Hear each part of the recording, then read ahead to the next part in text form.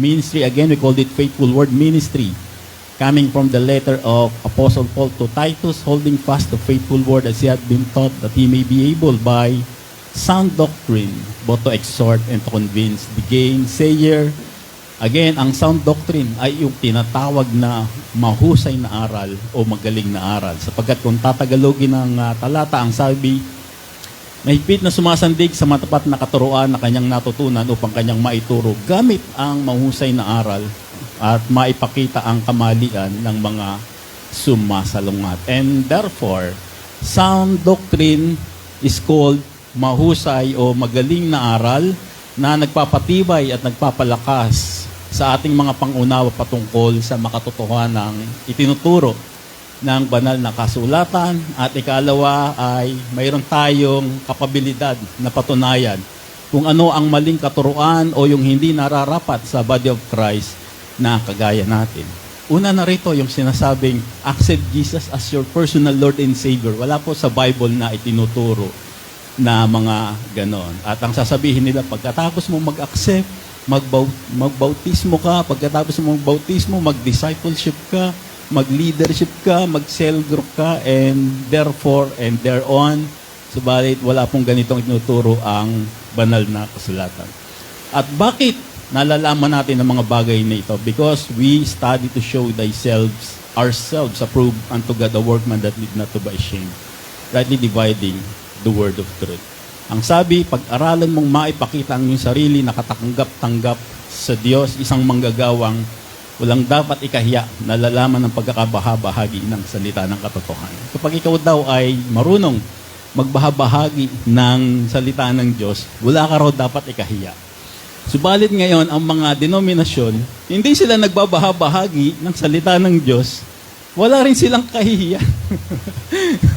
Hindi rin sila nahihiyan na magturo na hindi sila nagra-rightly divide. Proud pa nga sila sa mga tinuturo nila. But the Bible says, if you do not rightly divide the word of God, you have something to be ashamed of.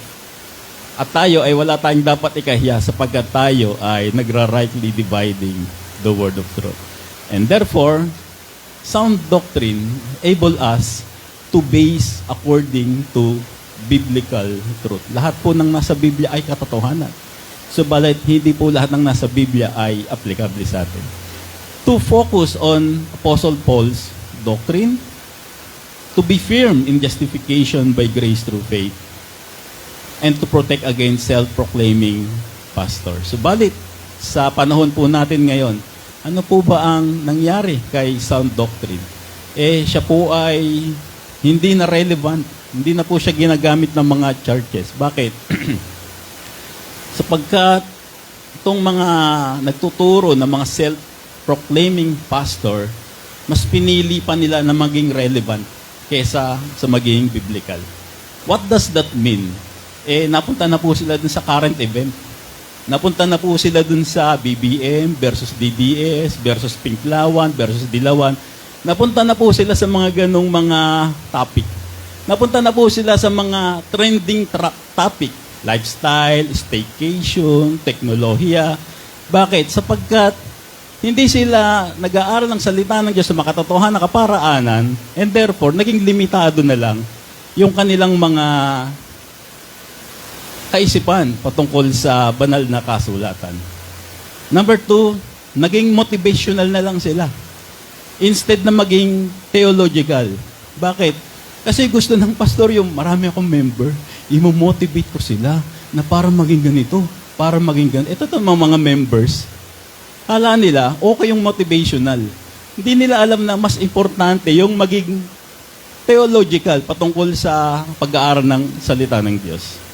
Number 3, naging trivial na lang sila. Para na lang silang naging dictionary na kapag tinanong mo, sasagot. Para silang si Google. Hindi na sila naging contextual. Lahat ng mga tinuturo nila, wala na sa context. Ang mahalaga meron na lang silang mga maituro na mga bagay-bagay na hindi naman biblical.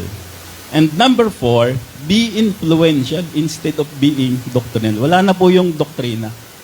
Me, myself, and I na lang po. Story ng buhay ko na lang. Mabait ako, righteous ako, magalang ako, nagpipray ako bago ko ipagprito yung itlog para hindi dumakit sa kawali, mga kapatid. Mga ganyan na lang ang tinuturo niya, no?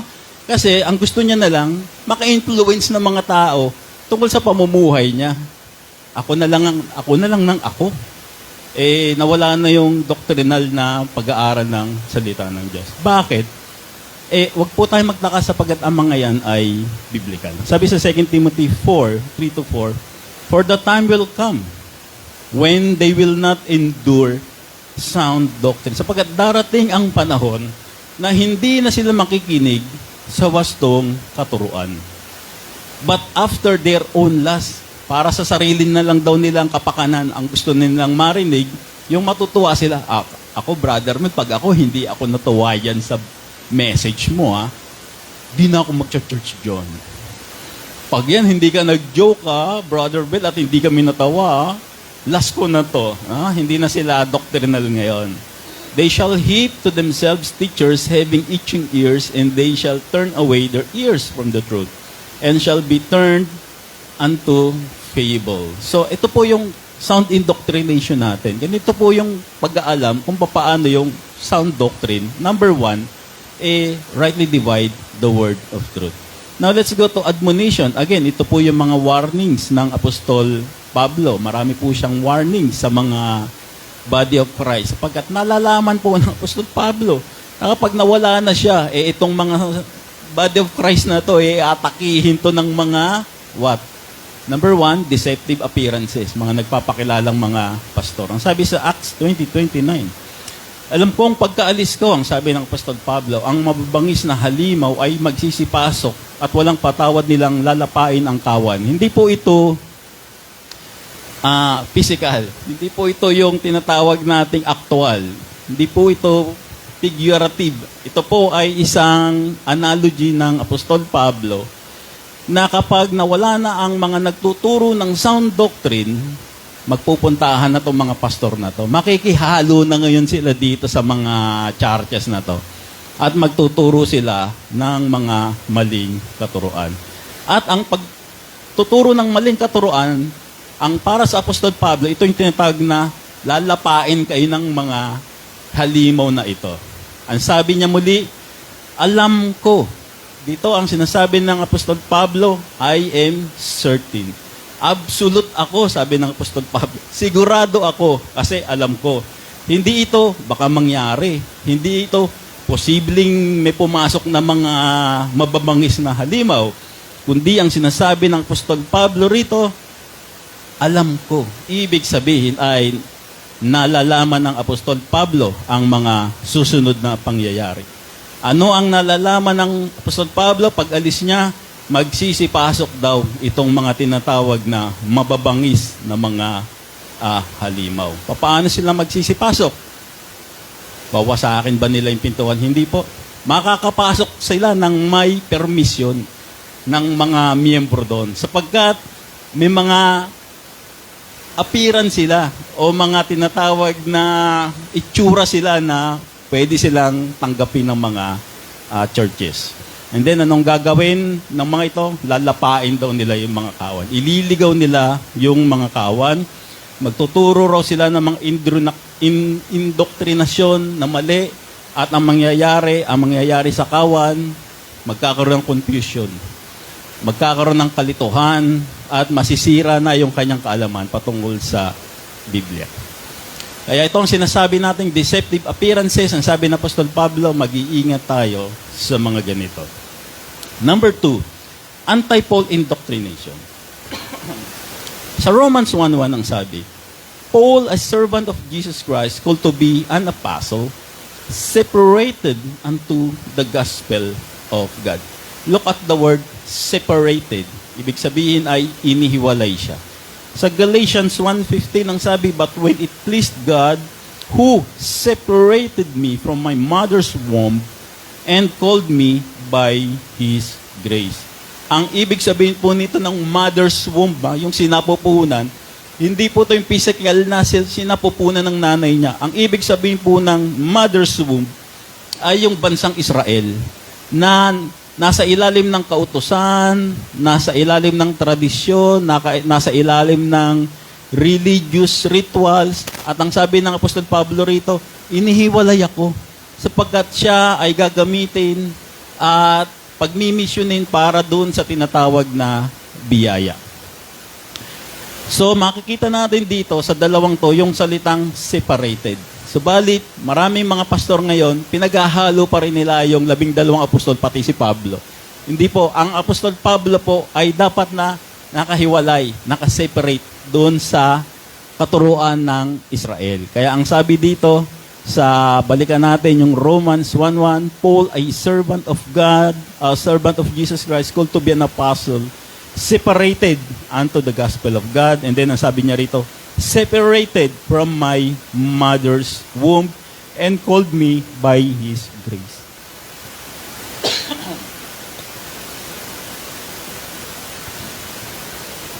Third, works underneath faith. Sabi sa Matthew 7:21, hindi lahat ng tumatawag sa akin, Panginoon, Panginoon, ay papasok sa kaharian ng langit, kundi ang mga taong sumusunod sa kalooban ng aking Ama na nasa langit. And the question is, sino ba dito sa atin ang sumusunod sa kalooban ng Ama? Pakitaas nga po yung kamay para mapalakpakan naman namin kayo. So wala. Lagot. Bakit walang tumataas? Kasi, hindi naman natin kung ano talaga kalooban ng Ama. Ano ba kalooban? Kasi ang sabi lang dyan, brother, kalooban ng Ama. Ano ba yung kalooban ng Ama? Maging mabait ako? Limos ako sa mga pulubi? Tumulong ko sa mahirap? Ano ba talaga yung specific? Wala namang sinasabi dito kung paano ba sumunod sa kalooban ng Ama. At itutuloy natin.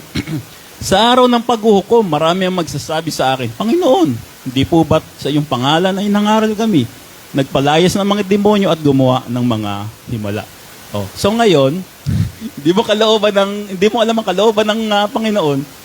Sa araw ng paghuhukom, sa impyerno ka ngayon. Ito ang tinuturo ng maraming mga denominasyon. Hindi nila naunawaan. Hindi nila naintindihan kung paano yung magturo na makatotohanan ng salita ng Diyos. Ngunit sasabihin ko sa kanila, hindi ko kayo kilala, lumayo kayo sa akin, kayong mga gumagawa ng kasamaan. Gumawa naman ako ng mabuti.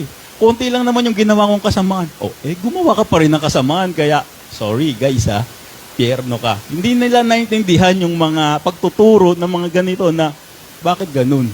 Hindi ka sumunod sa kalooban ng Ama, tapos biglang sasabihin sa ni Jesus Christ, sa araw ng paghukom, hindi ka naman kita kilala, norma Hindi ka naman sumunod sa kalooban ng Ama kasi po, Lord Jesus, wala po nakalagay doon sa talata na kung paano sumunod sa Ama. Kaya hindi ko rin po alam. Sorry ka, hindi mo alam. Ganito nangyayari sa mga denomination. And in fact, itinuturo nila yung mga bagay na ito. Kaya ang sabi ng Apostol Pablo sa Romans 16:18, ang mga yan ay hindi naglilingkod kay Kristo na Panginoon natin, kundi sa pansariling hangarin. Inililigaw nila ang mga simple sa pamagitan ng kaakit-akit at matatamis na salita. Meron silang mga sariling agenda. Makakuha ng allowance, makakuha ng sweldo, may magbayad ng SSS nil, at marami pang iba. Ganyan ang mga self-serving motives. Bakit, Pastor? Pag ba wala kaming perang church at wala kaming kaing ipasweldo sa'yo, hindi ka na magtuturo ng salita ng Diyos. Hindi ka na magpapastor dito. Ang usapan ba dito ay dapat may sweldo ako. Dapat may allowance ako. Pag wala, sorry, lilipat ako sa ibang church yung malaking sweldo. Ganyan po ang nangyayari sa mga denomination ngayon. Pero itong mga miyembro, hindi po nila alintana yung mga ganon. Subalit, makikita po natin isang maling katuruan. Now, ito po, self-made doctrines. Hindi sila sound doctrine, hindi sila nagra-rightly dividing the word of truth. So what happened? Naging political analyst tong mga to ngayon. Naging para silang si Ronald Llamas ngayon sa pulpito, mga political analyst ngayon. Kesyo, sila raw nakakaalam ng estado ng bansa natin. Kesyo daw si BBM daw ito, uulitin ko na, hindi po ako partisan dito, no? Wala naman po kayo maririnig na may mga political views ko, no? Ito po ay naririnig at kinukwento lang sa akin, ano? Sabi ng isang pastor sa pinanggalingan kong church, sa pulpito niya sinasabi, sa pulpito, mensahe. Itong si BBM, sigurado akong nagda-drugs ito. Aba, sabi nitong pastor ng dati kong church. Alam nyo kung bakit? Kasi mahilig siya sa kasiyahan. Mahilig siya sa party. Alam nyo po, kapag ang tao ay mahilig sa party, magda-drugs na yan. Aba, pag pala mahilig ka sa kasiyahan, drogista ka na pala, yan po yung tinatawag natin ng mga, may sarili siyang, may sarili siyang pananaw tungkol kay BBM, kung lahat po ng mahilig sa kasiyahan, aakusahan mo na drogista, napaka-unfair naman yon dun sa tao. Subalit itong pastor na to, tahasan niyang sinasabi sa pulpito. Kung ganyan ka pala, may rally ngayon. Sa EDSA, punta ka ron, magdala ka ng placard. Alam niyo po, hindi po kailangan ngayon ng mga political analyst dito sa church. Ang kailangan ng mga tao rito ay yung matuto sila sa kung anong sinasabi ng banal na kasulatan. Hindi ka po dyan tatayo para hingin namin yung pananaw mo kay BBM kung nagda-drugs o hindi. Nandyan ka po para magturo ng banal na kasulatan. At ang magbabasa po siya ng mga kay Solomon, sa mga kawikaan, may mga ganong-ganong drama po siya na maidikit lang. Masabi lang na, yan, nakadikit sa Biblia. Hindi po gano'n, po. In that case po, nakikreate ka ng confusion, nakikreate ka ng division, kasi po, iba-iba yung pananaw ng miyembro mo. Maaari diyang may maka-Duterte, maaari diyang may maka-BBM, maaari diyang may mga dilawan, may pinklawan. So, dapat, hindi ka partisan. Dapat, hindi mo dinidiscuss yung mga ganyang bagay. Sabi niya, dapat daw tanggalin na tong si BBM. Sapagkat may binasa siya sa Biblia na, tanggalin ang masasama. Hindi po gano'n ang dapat na mga tao na nasa pulpito. Po. Alam niyo po, ang pagtayo sa pulpito ay hindi po yung pagsisiwalat mo kung ano yung nasa saloobin mo. Ang pagtayo po dito sa pulpito may kaakibat na responsibilidad at accountabilidad. Na pagkatapos mong tumayo dito, kinakailangan maaari mong ipagmalaki kung ano man po yung mga binitiwan mong salita sa pulpito. At maaaring ipagmalaki rin ng mga tagapakinig mo kung ano man yung narinig nila sa pulpito. Sabihin pa nila, alam daw nila yung mga global happenings. Sa ibang bansa, kinukwento. Sa Korea, ganito.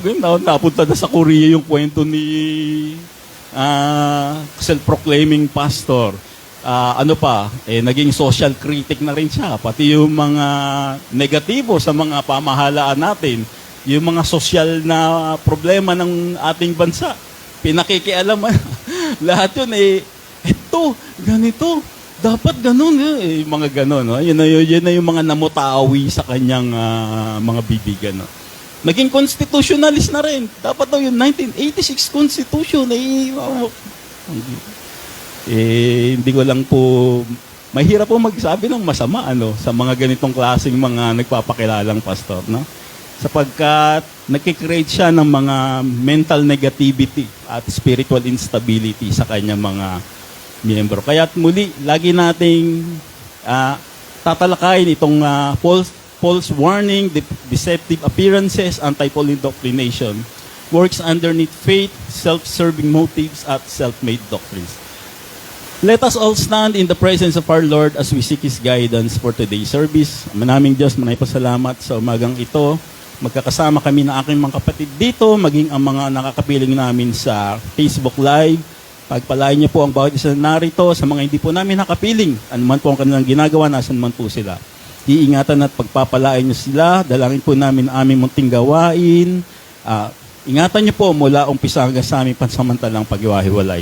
Ang lahat pong ito ay ininadalangin namin sa matamis na pangalan ng Panginoong Hesus. Amen. Tawagan po natin ang ating mga... My Savior, Redeemer, lifted me from the miry, Almighty, forever. I will never be the same, 'cause you gave me from the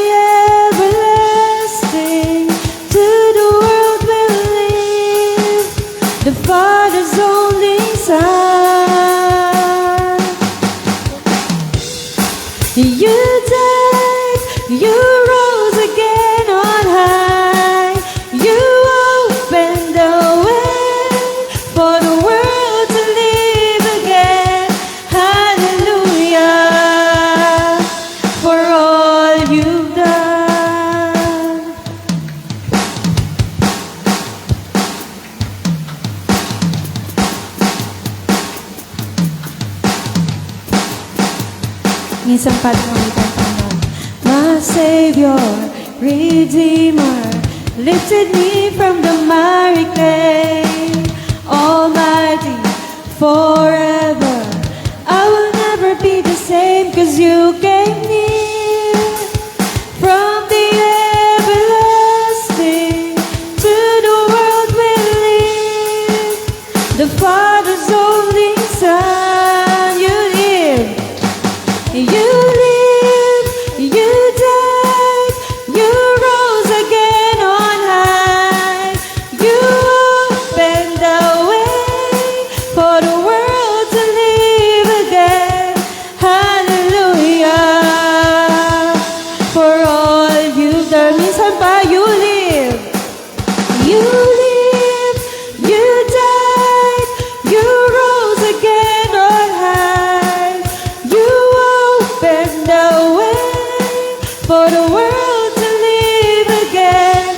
Hallelujah, for all you've done.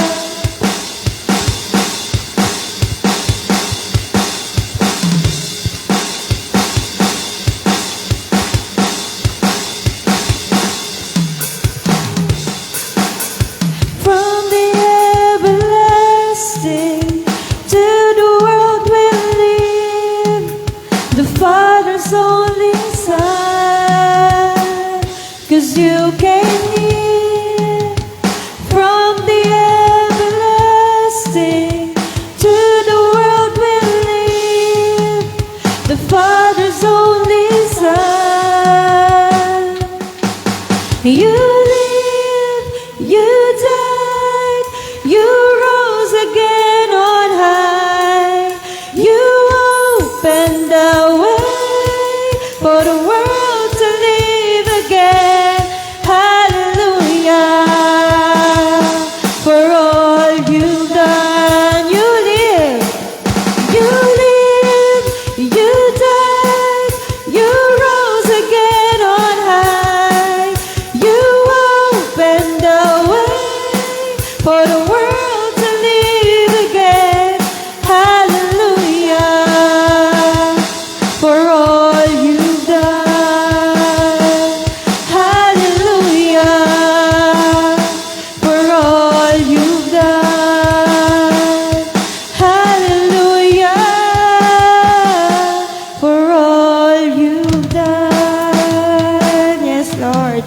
Thank you so much for all you've done for us.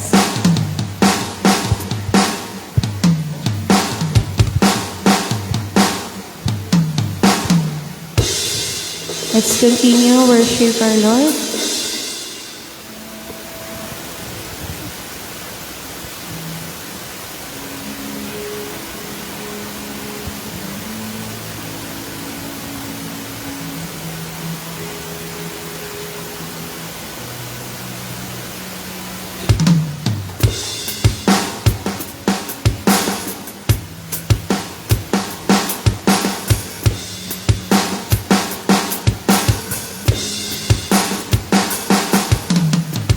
I see the King of Glory coming on the clouds with fire.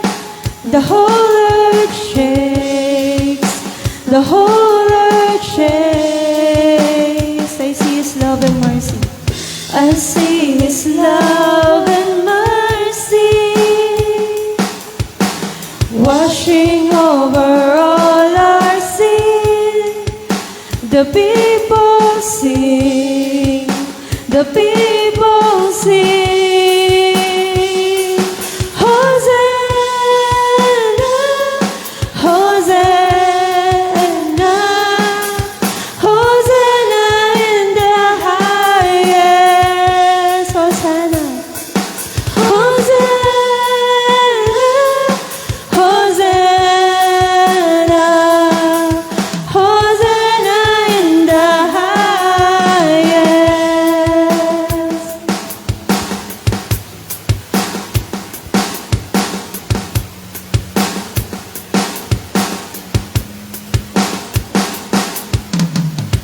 I see a generation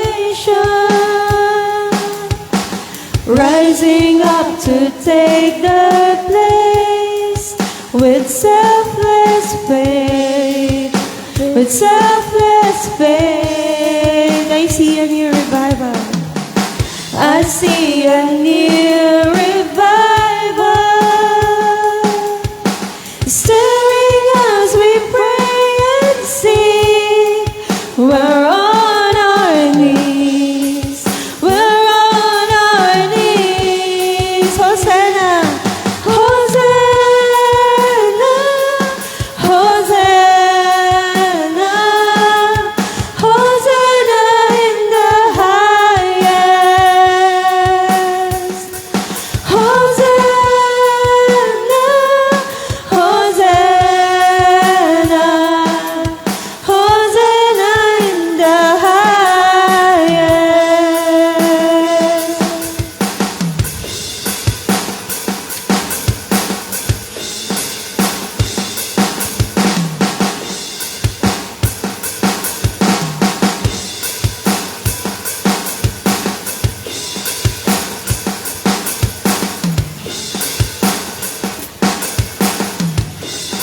Heal my heart. Heal my heart and make it clean. Open up my eyes to the things unseen. Show me how to love like you have loved me. Break my heart, Lord. Break my heart for what breaks yours. Everything I am for your kingdom's cause. As I walk from earth into eternity.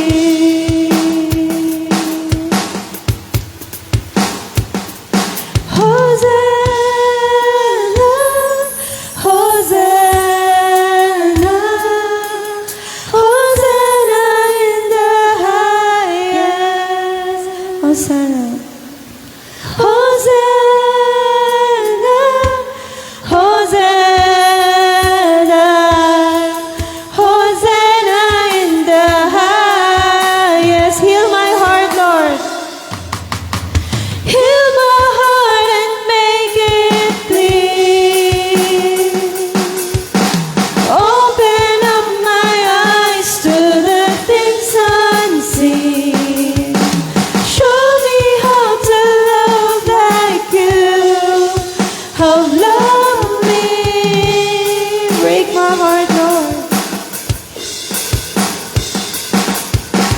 Break my heart for what breaks yours. Everything I am for your kingdom's cause. As I walk from earth into eternity.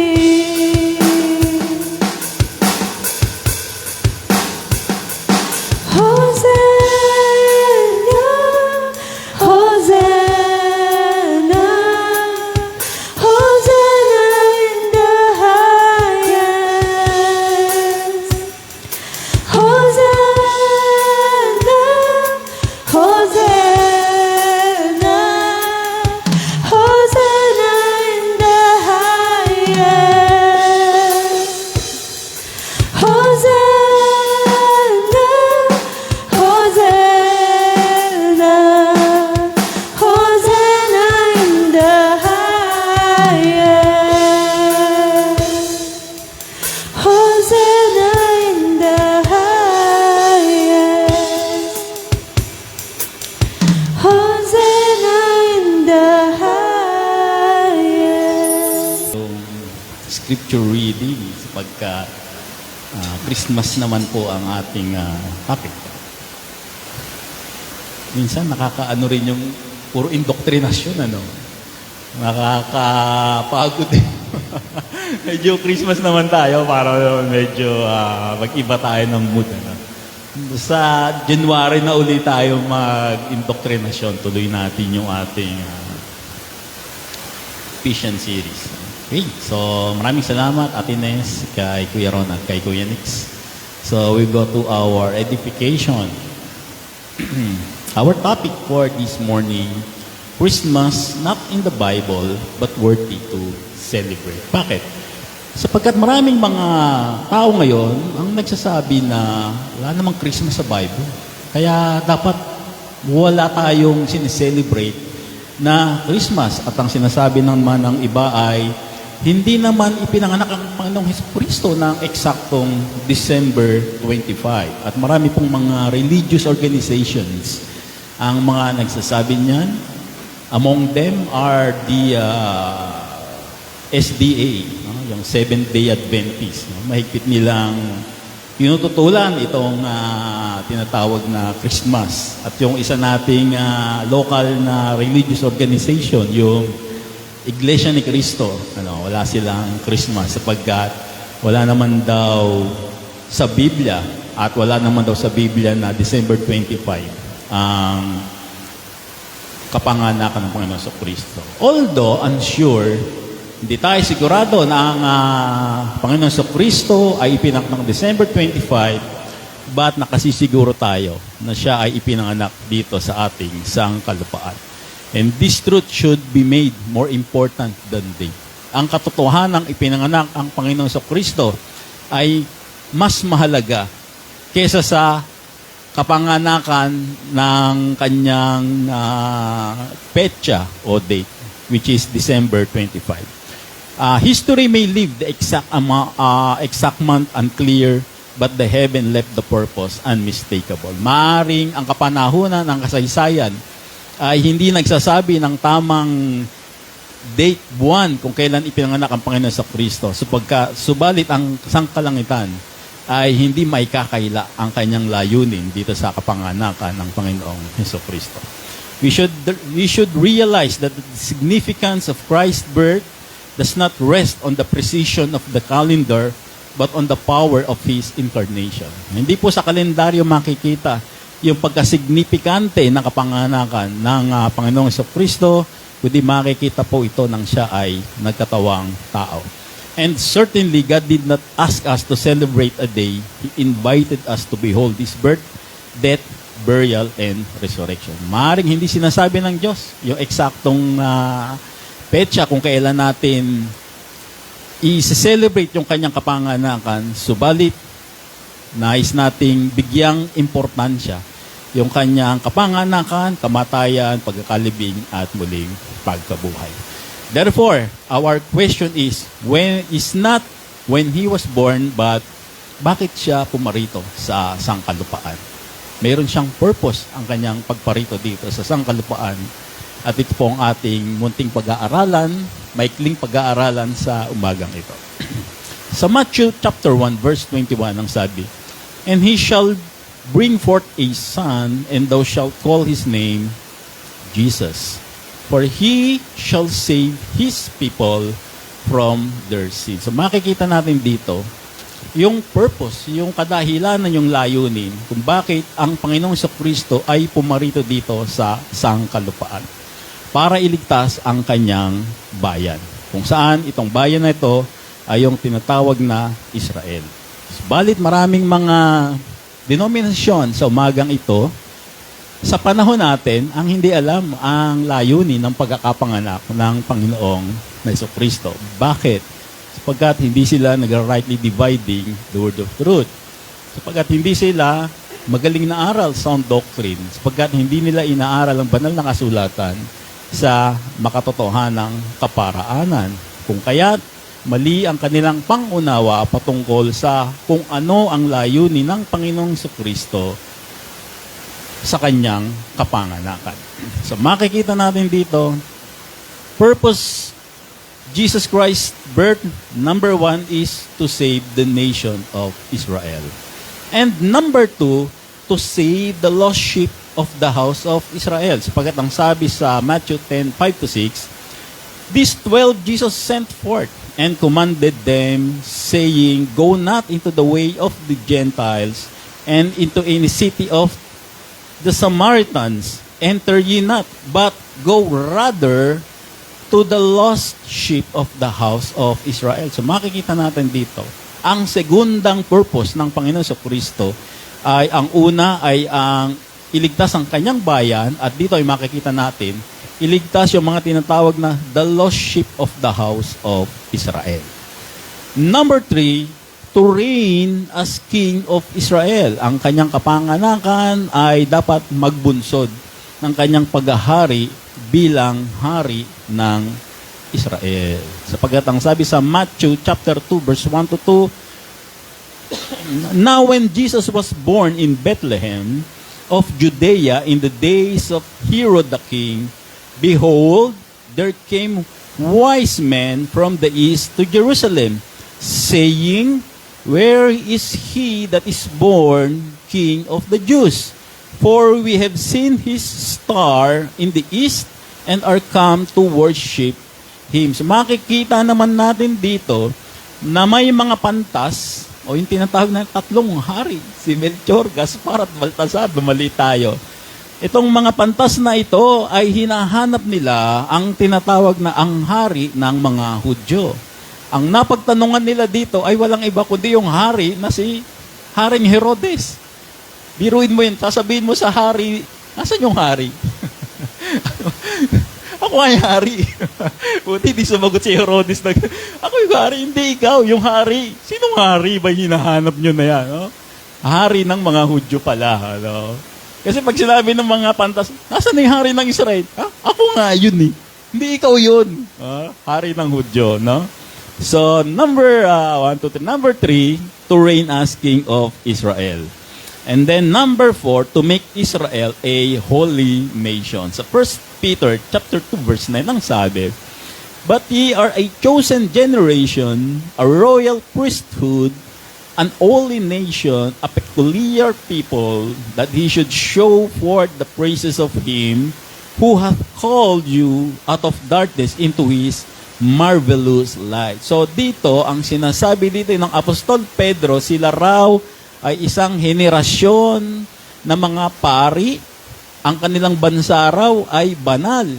At dito makikita natin, ito dapat yung ika-4 na mangyari sa bansang Israel matapos ang kapanganakan ng Panginoong Hesukristo. So number 1, to save the nation of Israel. Number 2, to save the lost sheep of the house of Israel. Number 3, to reign as king of Israel. And number 4, to make Israel a holy nation.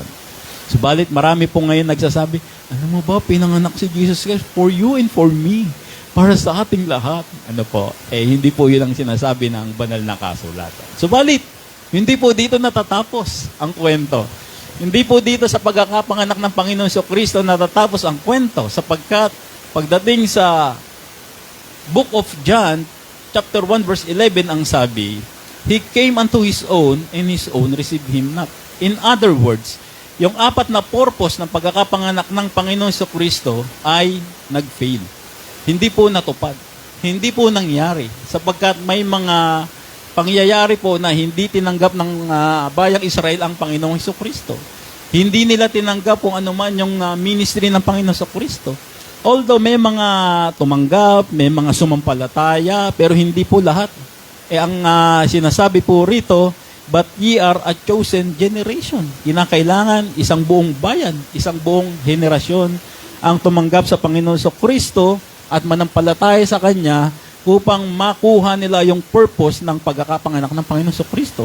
Subalit, unfortunately, hindi po ganun ang nangyari. So, ano po ang nangyari matapos nilang i-deny ang Panginoon Kristo? Ano po ang nangyari matapos nilang huwag tanggapin ang Panginoong Kristo? Kinausap ng Panginoon Kristo ang Apostol Pablo. At ang sabi ng Panginoon Kristo sa Apostol Pablo, Ikaw ay itinatalaga ko bilang ilaw ng mga hintil. At mula dito ay kinumisyon niya ang Apostol Pablo bilang apostol ng mga hintil at nagkaroon ng isang bagong programa ang Diyos, tinatawag na Dispensation of Grace. Mula dun sa Ephesians series natin. So, ngayon, ano ang nangyari kay Apostol Pablo? Siya po ay itinalaga ng Diyos bilang preacher and an apostle. I speak the truth in Christ and lie not. a teacher of the Gentiles in faith and verity. So dito makikita natin, matapos na hindi matupad yung 4 na bagay na dapat nangyari sa Israel, mula sa kapanganakan ng Panginoon sa Kristo, ay kinumisyon niya ng Apostol Pablo at itinalagay niya bilang preacher, apostle, at teacher ng mga Hentil. So, nagkaroon na ngayon ng part 2, yung kapanganakan ng Panginoon sa Kristo. So, nabuhay siya, nagministry, at ipinako siya sa krus, namatay at muling nabuhay. So, ngayon, there is another chapter in the life of Jesus Christ. Natapos na yung pagkakapanganak niya at yung pagkaka-failure ng unang purpose niya sa bansang Israel, at ngayon, nandito na siya sa mga Hentil, at ang kanyang apostol ay Apostol Pablo. At ano naman ngayon ang sinasabi ng Apostol Pablo? Ang sabi sa Romans chapter 5 verse 8, "But God commended His love toward us, that in that while we were yet sinners, Christ died for us." Ito naman ang usapan na to, hindi na yung pagkakapanganak, kundi yung kamatayan na ngayon ng Panginoong Hesus Kristo. Nagkaroon ng part 2. Hindi natapos dun sa pagkakapanganak at hindi natupad yung 4 na bagay na inaasam ng Israel. At ito na po yung isang bagong economy na tinatawag natin. In other words, kung ang pagkakapanganak ng Panginoong Hesus Kristo ay para sa Israel, dito ay malinaw na sinasabi ng Apostol Pablo na ang kamatayan ng Panginoong Jesucristo naman ay para sa ating mga Hentil.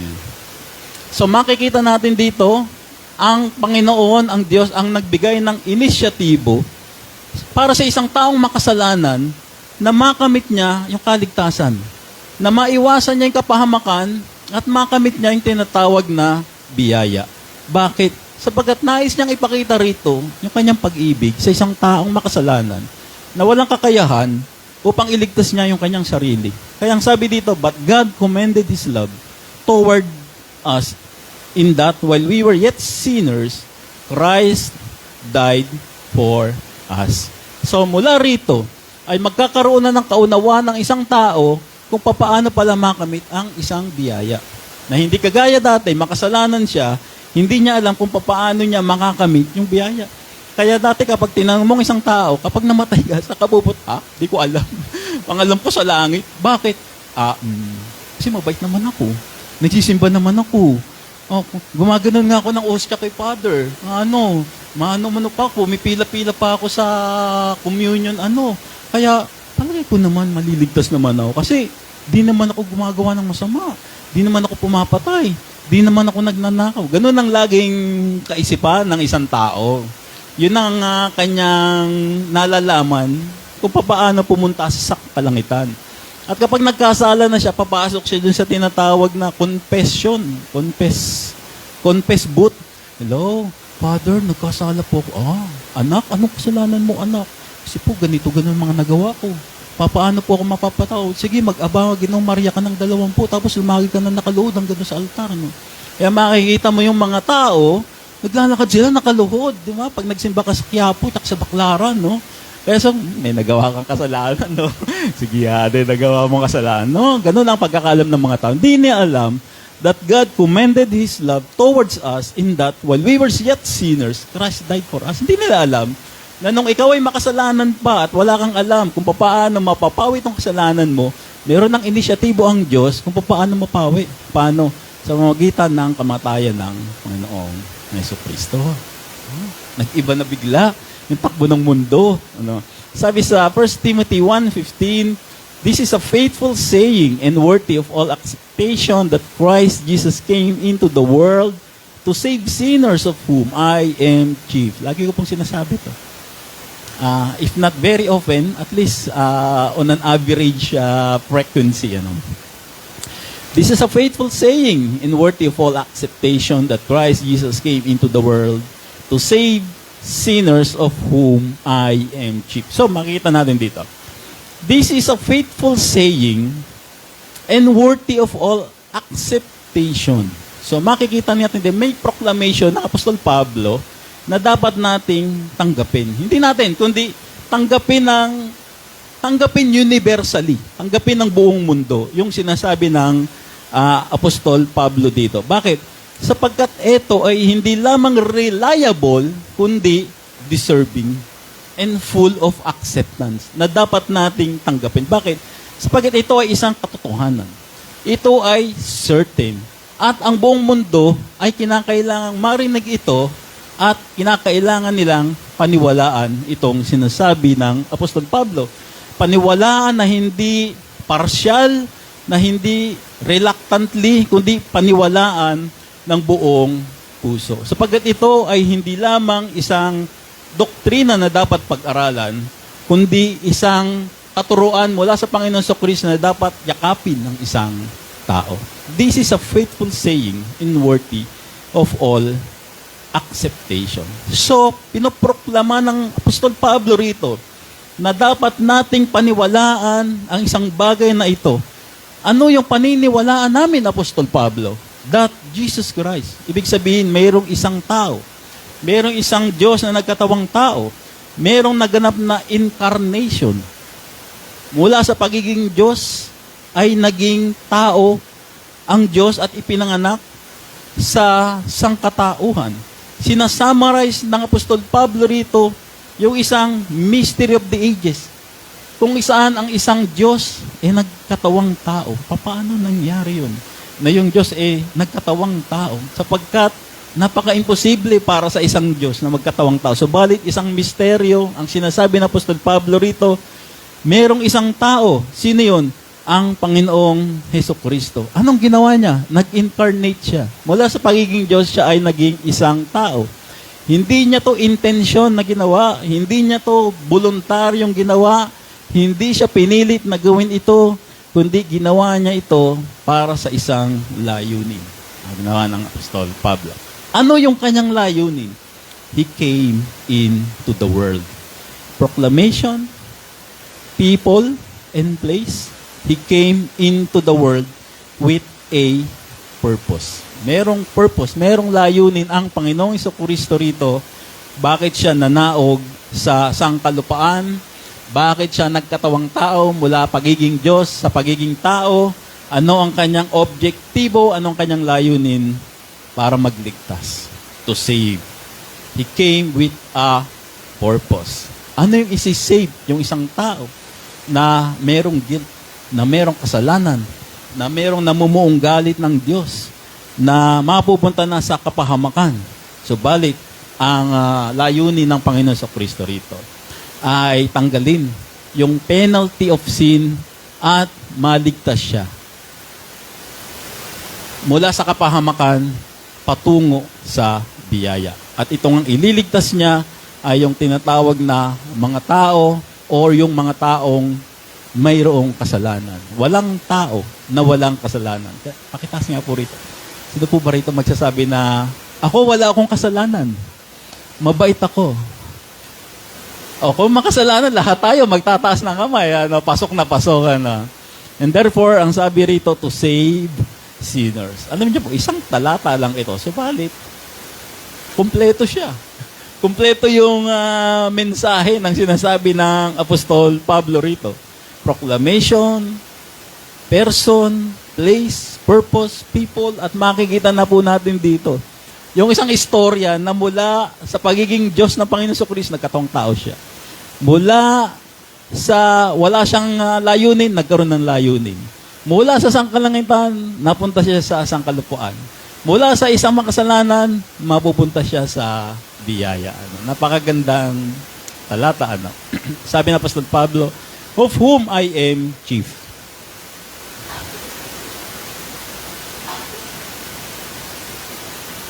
Sabi ng Apostol Pablo rito, ang Panginoong Jesucristo ay nagkatawang tao upang iligtas ang isang makasalanan kung saan ako ang pinakamasama. Bakit, Pablo? Nagda-drugs ka ba? Parang hindi naman. Bakit, Pablo? Naglalasing ka ba lagi? Hindi rin naman. Bakit, Pablo? Naninigarilyo ka ba? Hindi rin naman. Bakit sinabi mong akong pinakamasama? Sapagkat dito, ang Apostol Pablo ay nakasandig siya sa kanyang mga accolades. Kinikilala ng Apostol Pablo na siya ay walang kasalanan. Kinikilala ng Apostol Pablo na siya na ang pinaka-righteous. At hindi niya na kailangan ng Panginoon Kristo para sa kaligtasan. Sapagkat naniniwala si Pablo na lahat ng kanyang ginawa, lahat ng kanyang kabaitan, ang kanyang pagiging relihiyoso ay sapat na para mapunta siya sa sangkalangitan. At nang malaman niya na ang mga ito ay basura pala at ang pagkakapunta pala sa sangkalangitan ay ang makilala mong Panginoon Kristo, doon niya nalaman, ako na pala pinakamasama. In other words, para sa isang tao, ang pinakamasama ay yung umasa ka sa sarili mo, sa kabaitan mo, na righteous ka, at sapat na yon para mapunta ka sa sangkalangitan. Ang sabi ng Apostol Pablo, mas masama ka pa sa nagda-drugs. Yan ang pinakamasamang gagawin ng isang tao.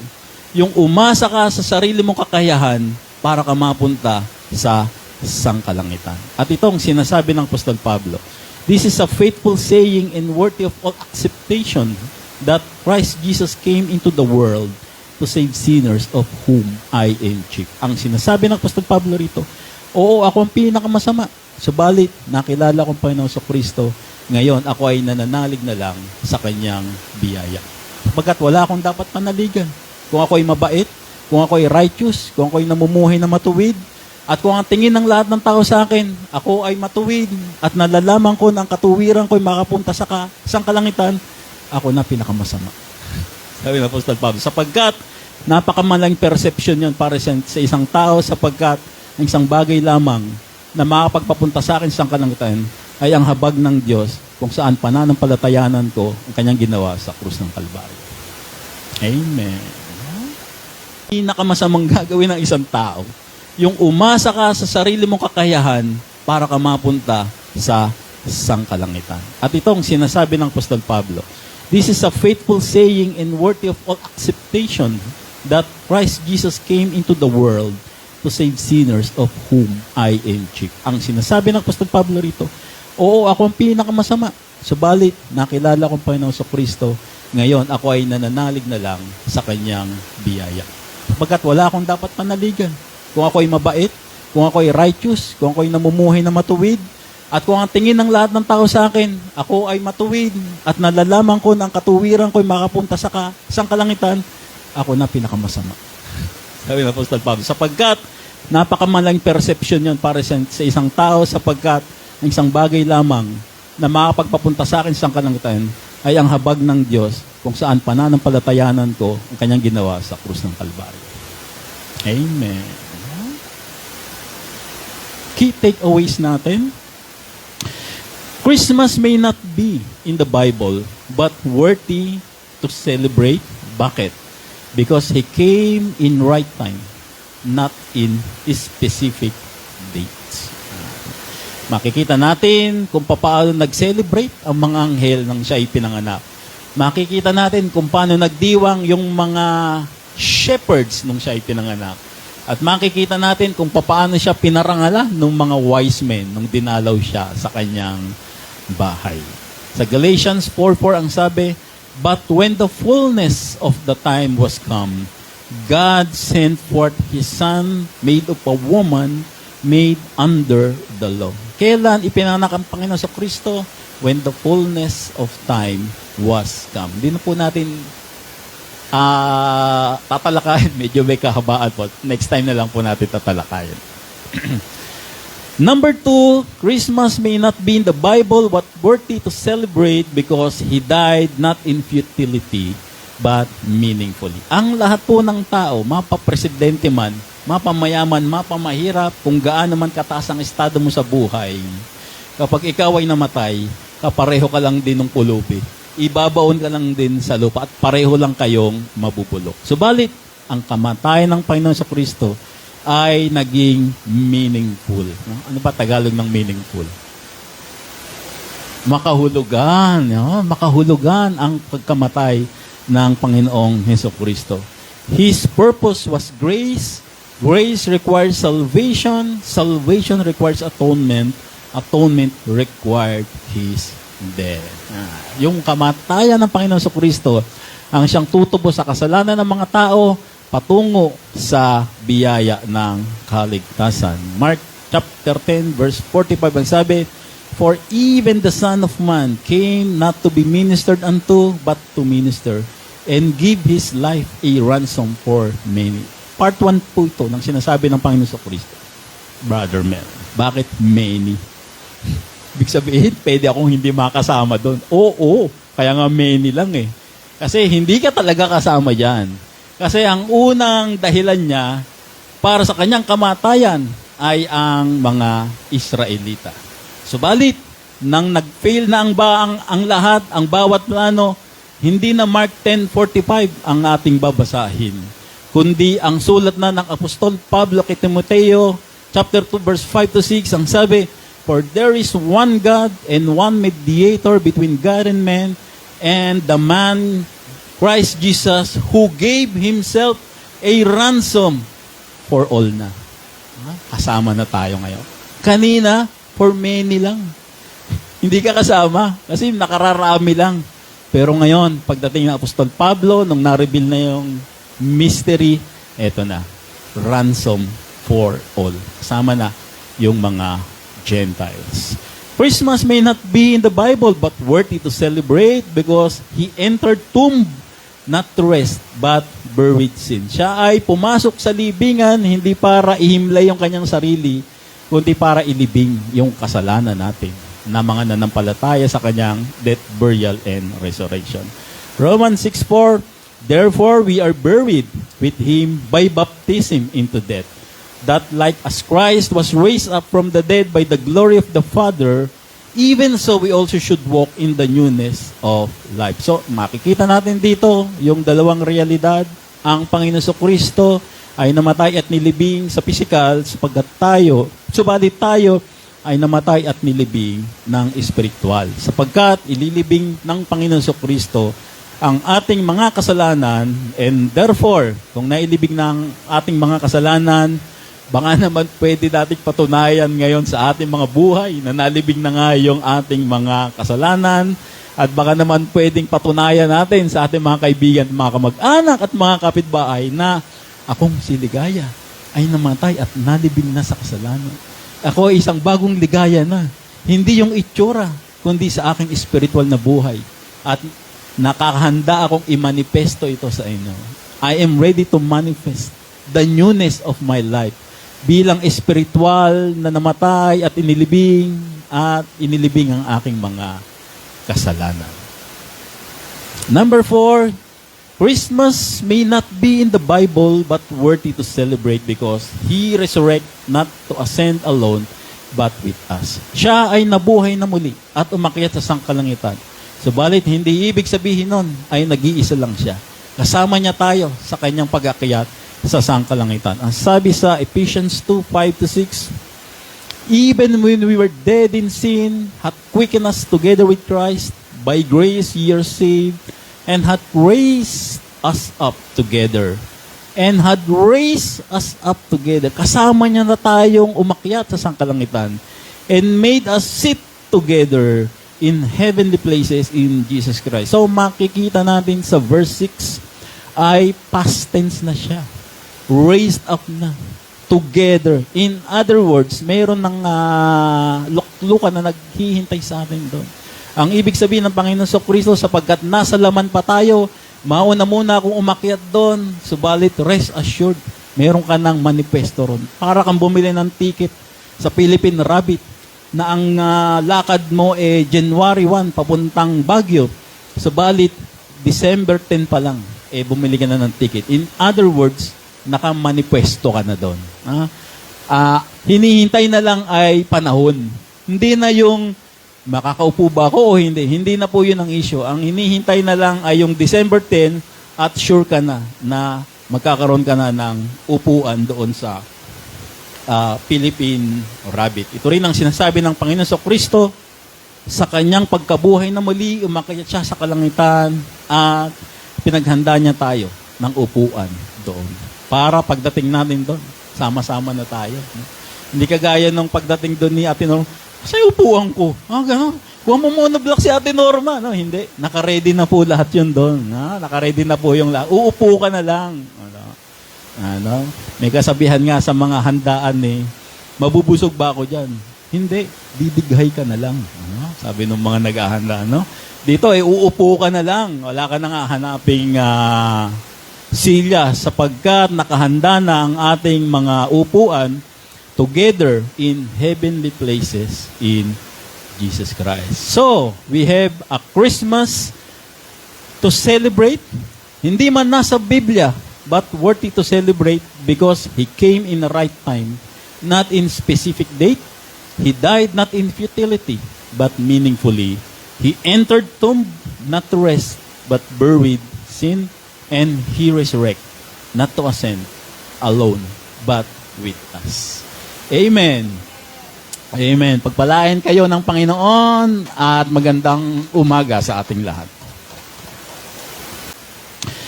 Christmas may not be in the Bible, but worthy to celebrate. Bakit? Because He came in right time, not in specific dates. Makikita natin kung paano nag-celebrate ang mga anghel nang siya ay pinanganak. Makikita natin kung paano nagdiwang yung mga shepherds nung siya ay pinanganak. At makikita natin kung paano siya pinarangala ng mga wise men nung dinalaw siya sa kanyang bahay. Sa Galatians 4:4 ang sabi, "But when the fullness of the time was come, God sent forth His Son, made of a woman, made under the law." Kailan ipinanganak ang Panginoon sa Kristo? When the fullness of time was come. Hindi na po natin tatalakayin. Medyo may kahabaan po. Next time na lang po natin tatalakayin. Number 2, Christmas may not be in the Bible but worthy to celebrate because He died not in futility but meaningfully. Ang lahat po ng tao, mapapresidente man, mapamayaman, mapamahirap, kung gaano man kataas ang estado mo sa buhay, kapag ikaw ay namatay, kapareho ka lang din ng pulubi. Ibabaon ka lang din sa lupa at pareho lang kayong mabubulok. Subalit, ang kamatayan ng Panginoon sa Kristo ay naging meaningful. Ano ba Tagalog ng meaningful? Makahulugan. Makahulugan ang pagkamatay ng Panginoong Hesukristo. His purpose was grace. Grace requires salvation. Salvation requires atonement. Atonement required His death. Yung kamatayan ng Panginoon Hesukristo ang siyang tutubo sa kasalanan ng mga tao patungo sa biyaya ng kaligtasan. Mark chapter 10 verse 45 ang sabi, "For even the Son of Man came not to be ministered unto, but to minister, and give His life a ransom for many." Part 1 po ito ng sinasabi ng Panginoon Hesukristo. Brother Mel, bakit many? Ibig sabihin, pwede akong hindi makasama doon. Oo, kaya nga many lang eh. Kasi hindi ka talaga kasama dyan. Kasi ang unang dahilan niya para sa kanyang kamatayan ay ang mga Israelita. Subalit, nang nag-fail na ang lahat, ang bawat plano, hindi na Mark 10:45 ang ating babasahin, kundi ang sulat na ng Apostol Pablo kay Timoteo, chapter 2, verse 5-6, ang sabi, "For there is one God and one mediator between God and man, and the man Christ Jesus, who gave Himself a ransom for all na." Kasama na tayo ngayon. Kanina, for many lang. Hindi ka kasama kasi nakararami lang. Pero ngayon, pagdating ng Apostol Pablo, nung na-reveal na yung mystery, eto na, ransom for all. Kasama na yung mga Gentiles. Christmas may not be in the Bible but worthy to celebrate because He entered tomb, not to rest, but buried sin. Siya ay pumasok sa libingan, hindi para ihimlay yung kanyang sarili, kundi para ilibing yung kasalanan natin na mga nanampalataya sa kanyang death, burial, and resurrection. Romans 6:4, "Therefore we are buried with Him by baptism into death, that like as Christ was raised up from the dead by the glory of the Father, even so we also should walk in the newness of life." So, makikita natin dito yung dalawang realidad. Ang Panginoon Kristo ay namatay at nilibing sa pisikal subalit tayo ay namatay at nilibing ng espiritual. Sapagkat ililibing ng Panginoon Kristo ang ating mga kasalanan, and therefore, kung nailibing ng ating mga kasalanan, baka naman pwede nating patunayan ngayon sa ating mga buhay na nalibing na nga yung ating mga kasalanan, at baka naman pwedeng patunayan natin sa ating mga kaibigan, mga kamag-anak at mga kapitbahay na akong si Ligaya ay namatay at nalibing na sa kasalanan. Ako ay isang bagong ligaya na. Hindi yung itsura, kundi sa aking spiritual na buhay. At nakahanda akong imanifesto ito sa inyo. I am ready to manifest the newness of my life bilang spiritual na namatay at inilibing ang aking mga kasalanan. Number 4, Christmas may not be in the Bible but worthy to celebrate because He resurrected not to ascend alone but with us. Siya ay nabuhay na muli at umakyat sa sangkalangitan. Subalit hindi ibig sabihin nun ay nag-iisa lang siya. Kasama niya tayo sa kanyang pag-akyat sa sangkalangitan. Ang sabi sa Ephesians 2:5-6, even when we were dead in sin, hath quickened us together with Christ. By grace ye are saved, and hath raised us up together. Kasama niya na tayong umakyat sa sangkalangitan. And made us sit together in heavenly places in Jesus Christ. So makikita natin sa verse 6 ay past tense na siya. Raised up na. Together. In other words, mayroon ng luklukan na naghihintay sa atin doon. Ang ibig sabihin ng Panginoon Kristo, sapagkat nasa laman pa tayo, mauna muna akong umakyat doon, subalit rest assured, meron ka ng manifesto ron. Para kang bumili ng ticket sa Philippine Rabbit na ang lakad mo January 1 papuntang Baguio, subalit December 10 pa lang, bumili ka na ng ticket. In other words, nakamanifesto ka na doon. Hinihintay na lang ay panahon. Hindi na yung makakaupo ba ako o hindi. Hindi na po yun ang issue. Ang hinihintay na lang ay yung December 10 at sure ka na magkakaroon ka na ng upuan doon sa Philippine Rabbit. Ito rin ang sinasabi ng Panginoon Kristo sa kanyang pagkabuhay na muli, umakyat siya sa kalangitan at pinaghanda niya tayo ng upuan doon. Para pagdating natin doon, sama-sama na tayo. Hindi kagaya nung pagdating doon ni Ate Norma, kasi upuan ko. Gano'n. Huwag mo muna block si Ate Norma. No, hindi. Naka-ready na po lahat yun doon. Naka-ready na po yung lahat. Uupo ka na lang. May kasabihan nga sa mga handaan mabubusog ba ako dyan? Hindi. Didighay ka na lang. Sabi ng mga nag-ahanda. Dito, uupo ka na lang. Wala ka na nga hanaping silya sapagkat nakahanda na ang ating mga upuan together in heavenly places in Jesus Christ. So, we have a Christmas to celebrate. Hindi man nasa Biblia, but worthy to celebrate because He came in the right time, not in specific date. He died not in futility, but meaningfully. He entered tomb, not to rest, but buried sin, and He resurrected, not to ascend alone, but with us. Amen. Amen. Pagpalain kayo ng Panginoon at magandang umaga sa ating lahat.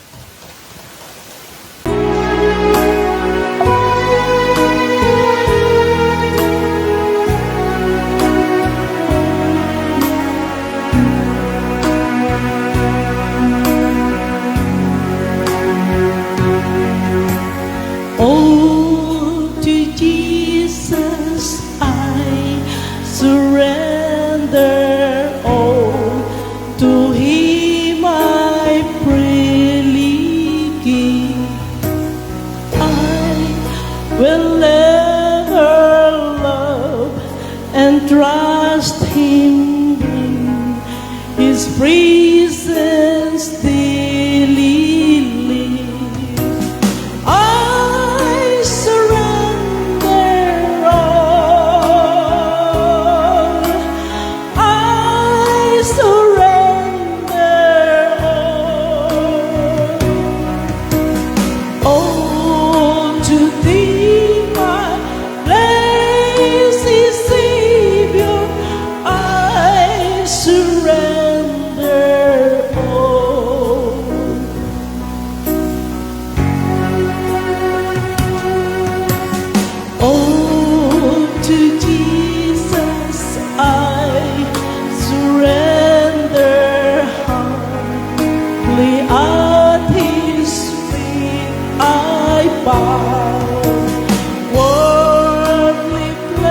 sure forsaken, taking me, says, take me now. I surrender all. I surrender all to Thee, my blessed Savior. I surrender all.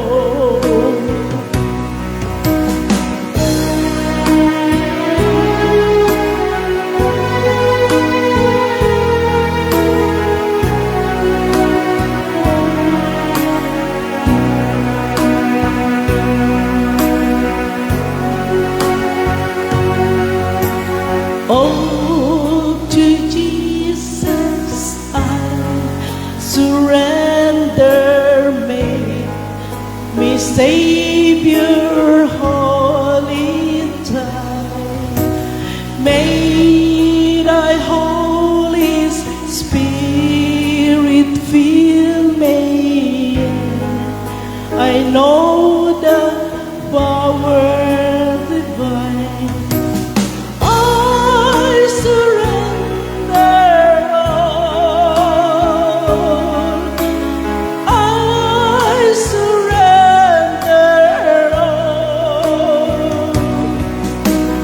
all to Thee, my blessed Savior. I surrender all.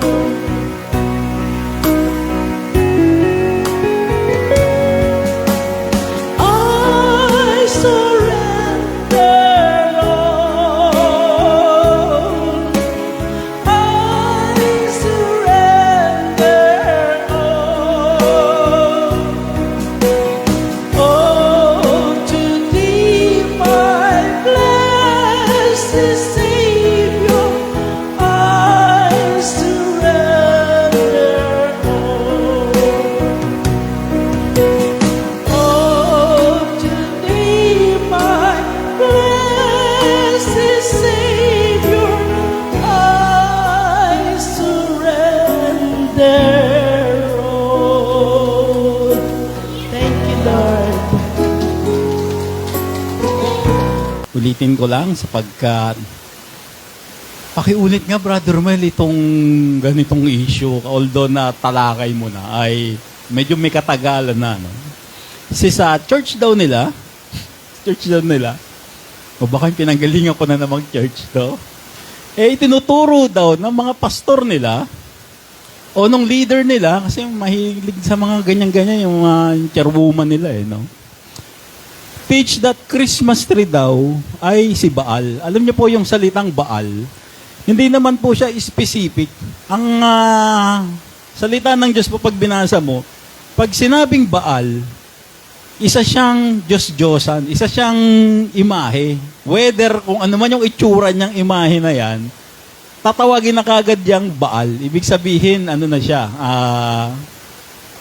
pagan na kagad, Diyos-Diyosan. Minsan, baka yan. Minsan kambing, minsan tao. Minsan may sungay na basta kinurbahan nila yan at sinamba nila, Baal na kagad ang tawag dyan. No?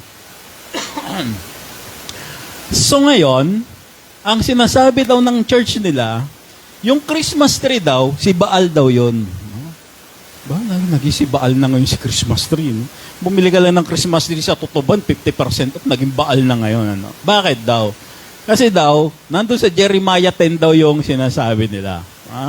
Ang sinasabi nila, when we sit in front of Christmas tree, kapag daw umupo ka sa Christmas tree na ganyan, ang itsura mo raw ay parang sumasamba ka raw doon sa puno. No? Kaya tinatawag ang pagan at yung Christmas tree daw ay si Baal.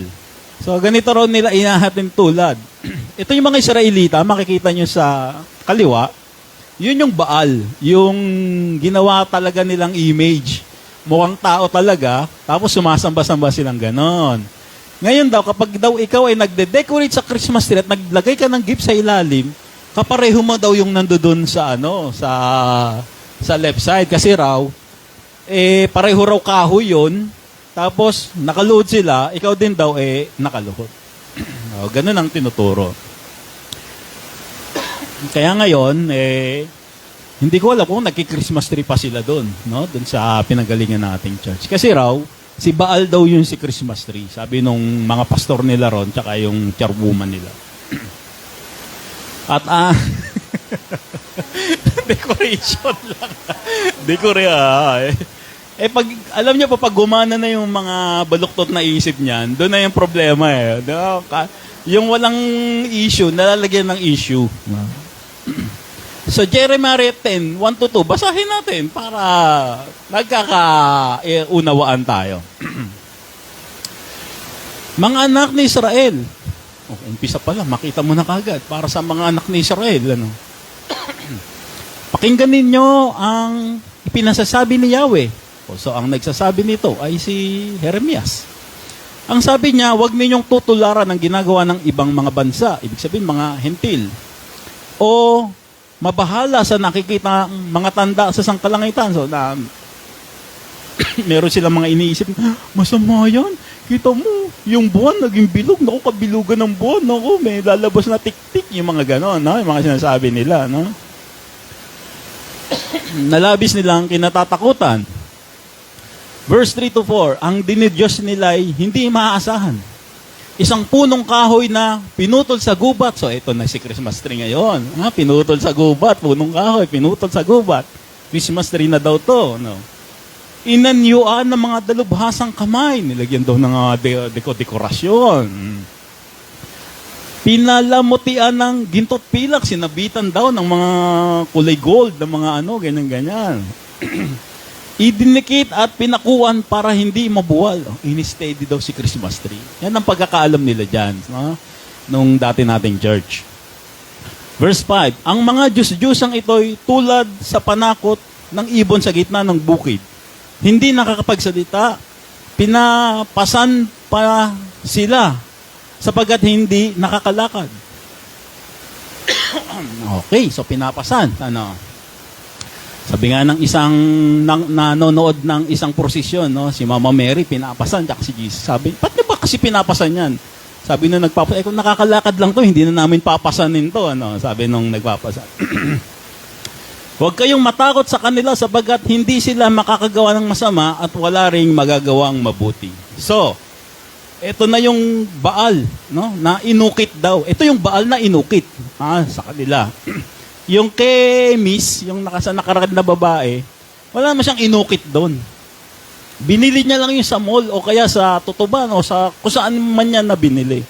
Tapos nung nakita niya, maganda sa bahay kasi Christmas, nilagyan niya ng dekorasyon. Yun nga yung sinasabi ni Manay. Nilagyan niya ng dekorasyon. Ngayon, kapag daw siya ay naglagay na ng regalo sa ilalim, pagbibintangan na rin siyang lumuluhod ngayon. Napaka-twisted, no? Ng utak ng mga dati nating church, no? So, totoo, nilagay ng mga gold, pero hindi naman totoong gold yung nilagay ni naka-red. Unlike dito, sa kabila, parang mga gold talaga na nila yon, nakuha pa nila sa Egypt yun. So, magkatulad daw to, sabi nila. Magkapareho daw. Yan, eto, parang ikaw rin to, Sister Gloria. Kapag ikaw ay naglalagay ng ganito, parang ikaw na rin yan. No? Yun ang binibintang nila ng mga nasa So again, context. Dapat pupunta ka sa konteksto para alam mo kung ano yung sinasabi nung pinagbibintangan mong berso o talata. Ang mahirap dito sa mga denominasyon, wala ko silang konteksto. Bahala ka ngayon, basta kung ano yung tumatak sa isip nila, maisip nila, ipaparehas nila sa pareho Yun na yun. Yun ang iniisip nila. Hindi nila inaalam yung konteksto nung sinasabi. Mga pastor ngayon, wala na silang konteksto. Kung ano lang yung mabasa nila at naisip nilang applicable ito, yun na. Wala na silang konteksto.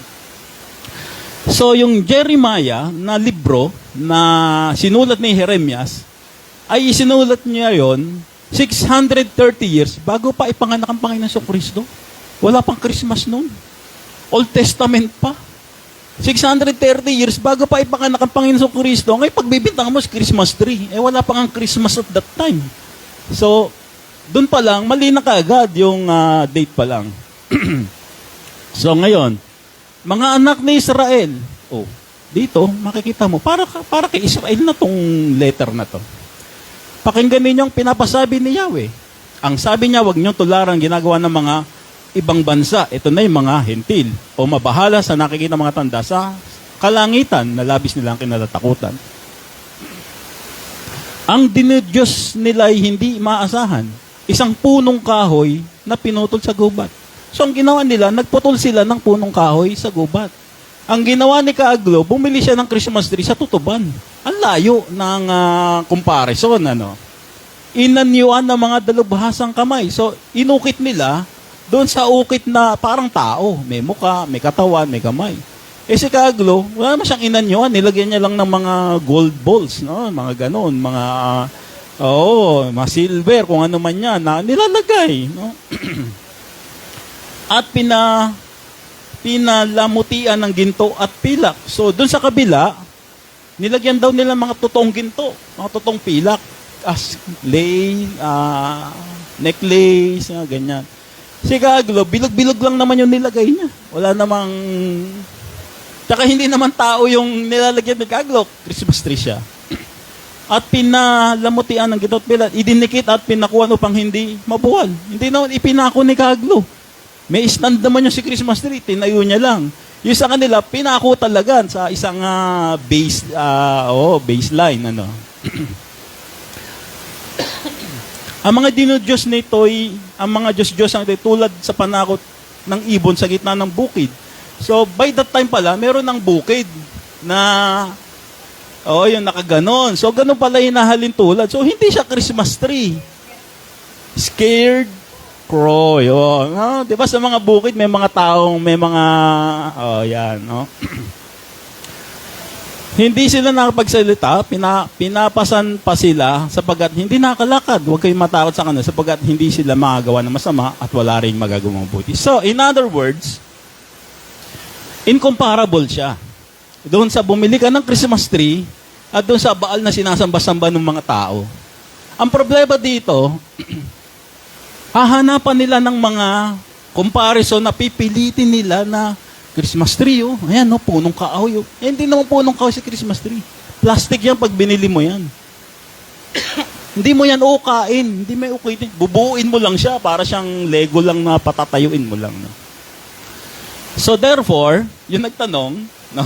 Malayo sa Jeremiah chapter 10, yung sinasabi ng church nyo, yung paniniwalaan nyo, mga pastor nyo, at mga leaders nyo, kasi hindi sila nag-rightly dividing the word of truth. And therefore, hindi nila alam yung makatotohanan ng salita ng Diyos.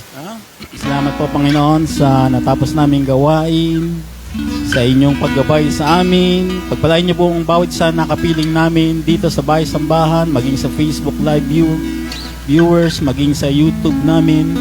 At sa mga hindi po namin nakapiling sa umagang ito, lagi niyo po silang iingatan, lagi niyo po silang gagabayan man po ang kanilang mga ginagawa. Sa mga kapatid namin na may mga maliliit na karamdaman, dalangin po namin ang kanilang paggaling upang sa mga susunod na linggo po ay makapiling namin sila dito na mag-aaral ng iyong mga salita. At ngayon sa Kanya na makapagpapalakas sa inyo ayon sa aking ebanghelyo at ng pagpapahayag ni Jesucristo ayon sa inihayag na hiwaga na naitago bago palalangin ang sanlibutan na siyang inihayag sa pamamagitan ng mga isinulat ng mga propeta ayon sa utos ng walang hanggang Diyos upang ang lahat ay sumunod dahil sa kanilang pananampalataya sa Kanya. Sa nag-iisang Diyos, naganap ang karunungan, sa Kanya iukol ang karangalan mula noon hanggang ngayon at magpakailanman sa pamamagitan ni Jesucristo, ang bawat isa ay magsabi ng Amen at Amen.